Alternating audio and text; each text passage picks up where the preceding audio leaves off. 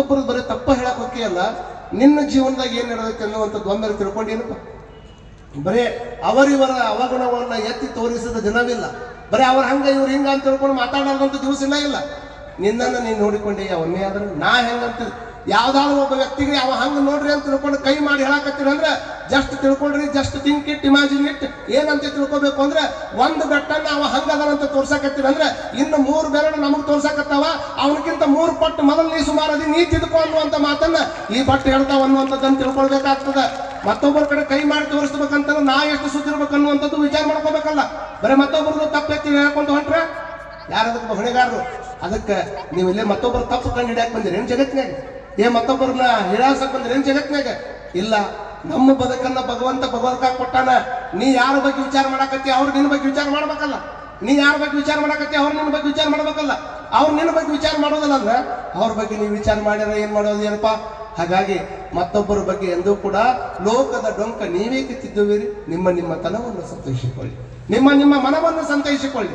ನೆರಮನೆಯ ದುಃಖಕ್ಕೆ ಅಳುವವರ ಮೆಚ್ಚ ಕೂಡಲ ಸಂಗಮ ದೇವ. ನಿಮ್ಮ ಮನಸ್ಸನ್ನು ತಿದ್ದುಕೋಪ, ನಿನ್ನ ತನವನ್ನು ತಿದ್ದುಕೋ. ಮತ್ತೊಬ್ಬರು ತಪ್ಪು ತಿದ್ದು ಅಂತ ಕೆಲಸ ನೀ ಯಾಕೆ ಮಾಡಕ್ ಹೋಗ್ತಿದಿ? ಮೊದಲ ನೀ ಏನನ್ನುವಂಥದ್ದನ್ನು ತಿಳ್ಕೊ, ಆಮೇಲೆ ಮತ್ತೊಬ್ಬರಿಗೆ ಹೇಳುವಂತ ಪ್ರಯತ್ನ ಮಾಡಂತ ತಿಳ್ಕೊಂಡು ಬಸವಣ್ಣನವರೇ ಹೇಳೋ ಹಂಗೆ ಒಟ್ಟಾಗಿರ್ತಕ್ಕಂಥ ಆಕಳ ಇರಲಿ ಎಮ್ಮೆಲೆ ಇರಲಿ, ಅದು ಒಟ್ಟ ಹಿಂಡಂಗಿಲ್ರಿ. ಕರುಣ ಹಾಕಿದ್ರೆ ಹಿಂಡದಲ್ಲಿಂದ ಬಂತು. ಒಡ್ಡಾಗಿರ್ತಕ್ಕಂಥ ಆಕಳದ ಮೇಲೆ ಒಂದ್ಸಲ ಶಿಶರಾಳ ಶರೀಫರು ಒಬ್ಬರು ಮುದುಕಿ ಮನೆಗೆ ಭಿಕ್ಷಕ್ಕೆ ಹೋಗಿದ್ರು. ಹೋದಾಗ ಒಮ್ಮೆ ಆಕಿ ಏನು ಊಟಕ್ಕೆ ನೀಡಾಕಂತ ಬರಾಕಿ, ನನಗೆ ನಿನ್ನ ಮನ್ಯಾಗ ಹಾಲು ಒಂದು ಬಿಟ್ರೆ ಏನು ಬೇಡವಾ ಅಂದ್ರು. ಅವ್ರು ಬರೀ ಹಾಲು ಕುಡಿದು ಅವ್ರ ಮನೆಗೆ ಹೋಗಕ್ಕೆ ಬರ್ತಿದ್ರು ಶರೀಫರು.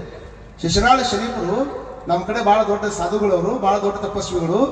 ಅವ್ರು ಬಂದು ಮನೆಗೆ ಹಾಲು ಕುಡಿದು ಹಾಕಿದ್ರಲ್ಲ, ಯಾವುದೋ ಒಂದು ಊರಿಗೆ ಹೋಗ್ಬಿಟ್ಟಾರ. ಒಂದು 3-4 ತಿಂಗಳಾಯ್ತು, ಆ ಮನೆ ಕಡೆ ಬಂದೇ ಇಲ್ಲ. ಮತ್ತೆ ಹೊಳ್ಳಿ 3-4 ತಿಂಗಳಾದ್ಮೇಲೆ ಊರಿಗೆ ಬಂದಾರ. ಊರಿಗೆ ಬಂದ ಮೇಲೆ ನೆನಪಾಯ್ತು, ದಿವಸ ಮುದುಕಿ ಮನೆಗೆ ಹೋಗಿ ಹಾಲು ಕುಡಿದು ಬರ್ತಿದ್ದೆ, ಇವತ್ತು ಅಲ್ಲೇ ಹೋಗಿ ಹಾಲು ಕುಡಿದು ಬರೋ ನಡಿ ಅಂತ ತಿಳ್ಕೊಂಡು ಮತ್ತೆ ಬರ್ತಾರ. ಮತ್ತೆ ಬಂದ ಕೂಡಲೇನ ಮುದುಕಿ ಅಂತದ, ಯಪ್ಪ ನೀ ಎಂದ ಊರು ಬಿಟ್ಟು ಹೋಗಿಯಲ್ಲ, ಅಂದ ಹಿಂಡುದು ಬಿಟ್ಟೈತೆ ನನ್ನ ಎಮ್ಮಿ, ಅಂದ ಹಿಂಡುದು ಬಿಟ್ಟೈತೆ. ಅದು ಹಿಂಡಂಗಿಲ್ಲ, ಎಲ್ಲಿಂದ ಕೊಡ್ಲಿ ಹಾಲು ಅಂತ ಅಂದಾಗ, ಅದೆಲ್ಲ ನನಗೆ ಗೊತ್ತಿಲ್ಲ, ನಾ ಇವತ್ತು ಹಾಲು ಎಮ್ಮೆ ಕುಡಿಯಬೇಕ, ಹಾಲು ಬೇಕಾ ನನಗೆ ಅಂತ ತಿಳ್ಕೊಂಡು ಹಠ ಹಿಡ್ಕೊಂಡು ಕುಂತಾರೆ ಗುರುಗಳು. ಒಮ್ಮೆ ಪರೀಕ್ಷೆ ಮಾಡ್ತಾನೆ ಗುರು. ಯಾವಾಗ ಯಾರನ್ನು ಪರೀಕ್ಷೆ ಮಾಡ್ತಾನೋ ವಿಚಾರ ಮಾಡಕ್ ಹೋಗ್ಬಾರ್ದು. ಎಷ್ಟು ಬೇಕಾದಷ್ಟು ಪರೀಕ್ಷೆ ಮಾಡ್ಲಿ, ನಿಂದ ಆಟ ಐತಂದ್ರೆ ನೀನು ನನ್ನ ಹತ್ರ ಇರ್ಬೇಕಾದ್ರೆ ನಾ ಯಾಕೆ ಹದಿರ್ಲಿ ಅನ್ನುವಂಥ ಭಾವದಾಗಿರ್ಬೇಕು. ಯಾವಾಗ ಮುದುಕಿ ಅಂತಾಳ, ಮುದುಕಿ ಅಂದ್ಕೊಳ್ಳೇನ ಕೇಳಿಲ್ಲ, ಇಲ್ಲ ನನಗೆ ಒಟ್ಟು ಇವತ್ತು ಹಾಲ ಕುಡಿದು ಹೋಗ್ಬೇಕು ನಾ ಅಂತ ತಿಳ್ಕೊಂಡು ಅವ್ರು ಬಂದ ಕೂಡಲೇನ ಮುದುಕಿ ಕೈಯ ಡಬ್ರಿ ಹಿಡ್ಕೊಂತು, ಯಪ್ಪ ನಾ ಹಿಡಿದು ಸುಳ್ಳು ಹೇಳ್ದಂಗೆ ಆಕೈತಿ, ಅದು ಹಿಂಡುದಲ್ಲ, ಬಂದರ್ಬಾ ನೀ ಡಬ್ರಿ ತಗೊಂಡು ಅಂತ ತಿಳ್ಕೊಂಡು ಒಂದು ಹನಿ ನೀರು ತಗೊಂಡು ದುಬ್ಬದ ಮೇಲೆ ಕೈ ಇಟ್ಟು ನನಗೆ ಹಾಲು ಬೇಕಾಗಿ ಸದ್ಯ ಹಿಂಡು ಕೊಡು ಅಂತ ತಿಳ್ಕೊಂಡು ಹೇಳಿದ್ರೆ ದೊಡ್ಡ ಆಕಳನ ಸಹಿತ ದೊಡ್ಡ ಎಮ್ಮಿನ ಹಾಲು ಕೊಡ್ತು ಅನ್ನುವಂಥದ್ದು ಶಿಶರಾಡಿ ಶರೀಫರು ಜೀವನ ಚರಿತ್ರೆ ಬರ್ತದ. ಇವತ್ತಿನ ದಿನಮಾನದಾಗ ನಂಬುದು ಬಹಳ ಕಷ್ಟ ಆದಂತ ಅನೇಕ ಉದಾಹರಣೆಗಳು ಆಗಿ ಹೋಗ್ಯಾವ. ಅದಕ್ಕೆ ತಕ್ಕಂಗ ತೀವ್ರವಾಗಿರ್ತಕ್ಕಂಥ ಭಕ್ತಿ ಇತ್ತು ಅಂದ್ರೆ ಇವೆಲ್ಲ ಘಟಿಸ್ತಾವ ಅನ್ನುವಂಥದ್ದನ್ನ ನಾವು ತಲೆಗಿಟ್ಕೊಳ್ಬೇಕು. ಅದಕ್ಕೆ ಅವ್ರು ಹೇಳ್ತಾರ, ನೀನ್ ಒಲಿದರೆ ಹೊರಟು ಕೊನರುವುದಯ್ಯ, ನೀನ್ ಒಲಿದರೆ ಬರಡು ಹಯನವುದಯ್ಯ, ನೀನ್ ಒಲಿದರೆ ವಿಷವೆಲ್ಲ ಅಮೃತವಾಹುದಯ್ಯ. ನೋಡ್ರಿ ಎಷ್ಟು ವಿಚಿತ್ರ. ನಿಮಗ್ ಗೊತ್ತಿಲ್ಲಾರ್ದಂಗೆ ಇವತ್ತು ಎಷ್ಟೋ ಮಂದಿ, ನೀವು ಬಹಳಷ್ಟು ಮಂದಿ ಏನ್ ಮಾಡ್ತೀರಿ, ಏನು ಮನ್ಯಾಗ ಅಡಿಗೆ ಆದ ಕೂಡ್ಲೇನ ಯಾರಿಗೆ ತೋರಿಸ್ತೀರಿ? ಮೊದಲ ಏನ್ ಮಾಡ್ತೀರಿ? ತುಜಾ ಕಡೆ ಹಾತು ಮಾಜಾ ಕಡೆ ಬಾತ್. ಪರಮಾತ್ಮ ಕಡೆ ತೋರಿಸ್ತಿರೋ ಕೈ ಹಂಗ ಎಲ್ಲ ಮಾಡಿದ್ದೆಲ್ಲ ತೋರಿಸೋದು ಹಂಗ ಈ ಕಡೆ ನೋಡಿ ತೂ ಅಂತ ಹಿಂಗೆ ತೋರಿಸಿ ಆಮೇಲೆ ಎಲ್ಲ ಈ ಕಡೆ ಬರ್ಲಿ ಅಂತ. ಮತ್ತೆ ನೀವು ತೋರಿಸಿದ್ದೆಲ್ಲ ಪರಮಾತ್ಮ ಬಂದು ಮುಂದೆ ಹೋಗಂಗಿದ್ರೆ ನೀವೇನು ತೋರಿಸೋಬೇಕೇ ಅಲ್ಲ.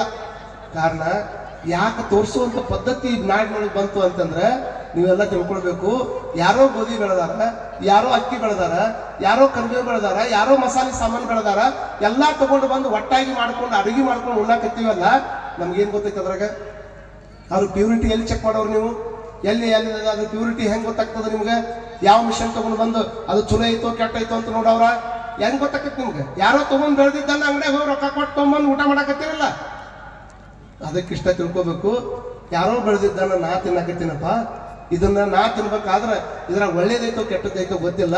ಹಾಗಾಗಿ ಒಟ್ಟು ತಯಾರಾದ ಮೇಲೆ ಭಗವಂತ ನಿನ್ನ ಪಾದಕ್ಕೆ ಇದನ್ನ ಅರ್ಪಣೆ ಮಾಡ್ತೀನಿ, ಕೆಟ್ಟದ್ದೇನೈತಿ ಒಟ್ಟು ನೀತವೋ, ಒಳ್ಳೇದಿದ್ರೆ ಮಾತ್ರ ನನಗೆ ಕೊಡು ಅಂತ ತಿಳ್ಕೊಂಡು ಎಡಿ ಹಿಡಿಯುತ್ತ ಪರಂಪರೆ ಬಂತೆ ಹೊರತಾಗಿ ಮತ್ತೊಂದು ಕಾರಣಕ್ಕಲ್ಲ. ಹೌದ್ರಿ, ಮತ್ತೆ ಇದನ್ನೆಲ್ಲ ಯಾರು ತಿಳ್ಕೊಬೇಕು? ಹಾಗಾಗಿ ನೀನು ಒಲಿದರೆ ವಿಷವೆಲ್ಲ ಅಮೃತವಾಗುವುದೇ. ಒಂತಳೆ ವಿಷ ಬಿದ್ದಿದ್ರು ಸಹಿತ